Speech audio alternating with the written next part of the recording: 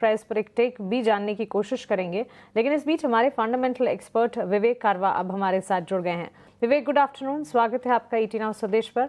अच्छी तेजी का मोमेंटम पकड़ा है बाजार ने ना शॉर्ट टर्म बेसिस, तो टेक्निकली हमारे एक्सपर्ट्स लगातार कह रहे हैं कि गिरावट में खरीदारी का मौका और अच्छी खरीदारी के ट्रेंड्स अब आ चुके हैं। और लॉन्गर टर्म प्ले अगर देखें, कन्विक्शन लगातार भारतीय बाजार पर बना हुआ है। कैसे रीड कर रहे हैं मार्केट के सेंटिमेंट्स को आप? गुड आफ्टरनून मानसी, और सब पैनलिस्ट को भी गुड आफ्टरनून। देखिए, ये तो मैं लगातार बोल ही रहा था जब जब अपनी बात हुई शो में कि हर घड़ी पे एक मौका रहेगा, और मुझे लगता है कि इंडेक्स करीबन 24 से लेके 26 के बीच में ही ट्रेड करने वाला है। तो ये साल हो सकता है कि एक रेंज में रहे, लेकिन जब जब आपको नीचे जाते दिखता है 25 के नीचे, आप उसमें खरीदारी करो। वही हो रहा है। और आप अगर मतलब चार्ट्स भी अगर देखो तो 2 बार इसने ट्राई किया 24,300 400 के आजू बाजू जाके तोड़ने का, लेकिन टूटा नहीं। और टेक्निकल लैंग्वेज में आई थिंक इसको डबल बॉटम भी बोलते हैं क्या? यस। तो वो होके अब फाइनली जो प्रीवियस हाई था उसको तोड़ के ऊपर गया है। तो मुझे लगता है कि आज ट्रम्प साहब भी वापस मोदी जी को बर्थडे गिफ्ट देना चाह रहे हैं, और पॉजिटिव मैसेजेस वहां से आ रहे हैं। और अपने प्रधानमंत्री भी स्टेट्समैन है, तो उनका जवाब भी उसी रुख से जा रहा है। और लग रहा है कि बातचीत अब कहीं ना कहीं चलेगी। और ये मैं बार बार कह रहा था कि पहले ये शेर और बिल्ली की लड़ाई हो रही थी, अब शेर और शेर की हो रही है। अब एक शेर को पता चल गया कि ये भी शेर है, तो आलतू फालतू में मतलब चाहे जैसे लड़ के मतलब नहीं है, तो कहीं ना कहीं समझौता आपको करना पड़ेगा। तो इसको बाजार बहुत पॉजिटिवली ले रहा है। और कहीं ना कहीं समझ लीजिए कि अगर इंडिया, चाइना, रशिया और US चारों अगर मिलके करे और इकोनॉमी सबका अगर बढ़ता है, तो ओवरऑल पूरी दुनिया के लिए और सब सारे बाजारों के लिए ही अच्छा होने वाला है। तो पॉजिटिव लग रहा है। बस ये है कि अब तक तो क्या है कि ट्रम्प साहब बोल रहे थे। अब जब ट्रम्प साहब ने थोड़ा पॉजिटिव बोलना चालू किया, तो उनके दो दो चार चमचे हैं वो थोड़ा अग्रेसिव हुए, लेकिन मुझे लगता है कि वो भी साइलेंट हो जाएंगे। तो कोई दिक्कत की बात नहीं है। बाइंग कीजिए, और यही अगर ट्रेंड रहता है तो देखिए, वैल्यूएशन भारत में इतना कोई सस्ता नहीं है, चीप नहीं है अभी भी।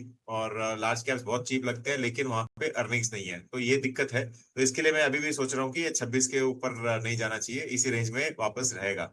तो एक बार का ये 25,500 25,600 जाता है, तो देखिए कोई ना कोई हो सकता है कि कोई बाजार को मौका चाहिए, और कोई ना कोई नेगेटिव न्यूज ऑटोमेटिकली चला के आती है, वहां पे आपको थोड़ा बहुत प्रॉफिट बुकिंग देखने को मिल सकता है। तो पिछले 3-4 दिनों से ये एक एक तरफा रैली हो रही है। तो एक तो कोई अब कारण चाहिए कि प्रॉफिट बुकिंग भी हो। अब वो आज फेड की तरफ से आएगा या फिर कुछ दिनों के बाद RBI की तरफ से आएगा, ये नहीं मालूम है, लेकिन हाँ, एक प्रॉफिट बुकिंग थोड़ी सी आनी चाहिए। लेकिन वो उसको भी आपको मौके मतलब मौका ही देखना पड़ेगा उसको भी। एक सर ने कहा कि मौका जो है देखना पड़ेगा, थोड़ा सा जो है प्रॉफिट बुकिंग भी देखने मिल सकता है। और आप सही कह रहे हैं, आज थोड़ा सा आया भी है निफ्टी में, उतना ज़्यादा भी नहीं कंसर्न, लेकिन थोड़ी सी प्रॉफिट बुकिंग ज़रूर आई है। में अब निफ्टी के मुकाबले भी बैंक निफ्टी का प्रदर्शन और बेहतर नजर आ रहा है। बैंक्स एंड फाइनेंशियल से सपोर्ट है ही, सरकारी बैंक स्पेस में आज जबरदस्त एक्शन है और बैंक निफ्टी इस वक्त दिन के उच्चतम स्तर पर। हमारे साथ विवेक, सौमिल और आस्था जैन मौजूद हैं।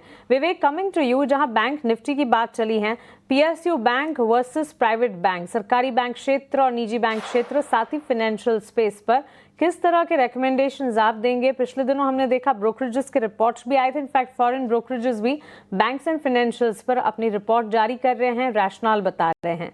आपका टेक क्या होगा? सबसे पहले ऐसे डिस्क्लोजर, हमने काफी क्लाइंट्स को banking and financial services fund और पर्टिकुलरली PSU बैंक्स में निवेश करने की सलाह लगातार दी है। ऑफ कोर्स मैं स्टॉक स्पेसिफिक की बात नहीं कर रहा, तो दिक्कत नहीं है, सेक्टोरल है ये। और इनफैक्ट आपसे भी कई बार बात हुई थी, और मैंने बहुत बार बोला था कि मैं बैंकिंग पे बुलिश हूँ, और PSU बैंक्स में भी काफी बुलिश हूँ, क्योंकि वहां पे जो आज के दिन क्लीन बैलेंस शीट्स है, वो आगे चल के दिखेगा कि मतलब one of the cleanest balance sheet है पिछले 10 सालों में।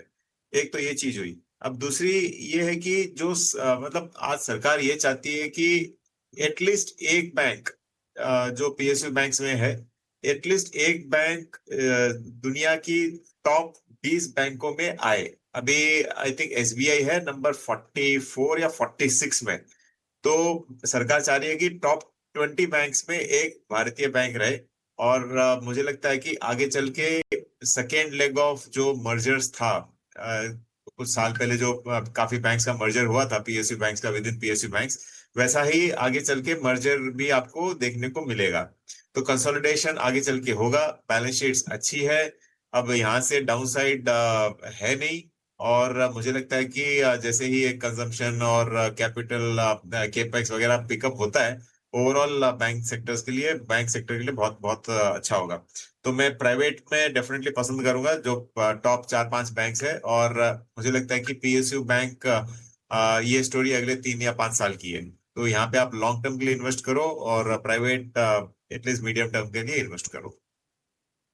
बैंक्स एंड फाइनेंशियल्स पर एक फंडामेंटल टेक यहाँ पर आपके लिए। लेकिन चलिए अब मार्केट एट 3